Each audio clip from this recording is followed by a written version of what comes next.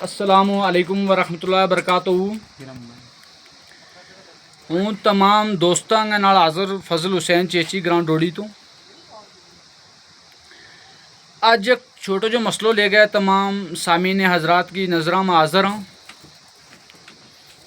طارق حسین ولد محمد اعظم گاؤں ڈوڈی کا رہنے والا کی ایک کچر گم ہو گئی ہے کل شام دو بعد.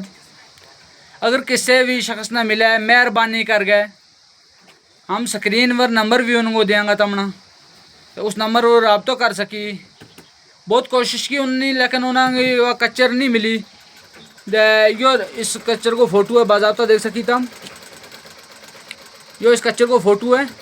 اگر مل جائے تم نہ کسی بھی پاسوں یا کچر تو مہربانی کر گئے اس ہمارا نمبر پر رابطہ کر گئے بات کر سکیں. خدا حافظ. ہوں تو تھارے نال فضل حسین چیچی گراؤنڈ ڈوڈی تو.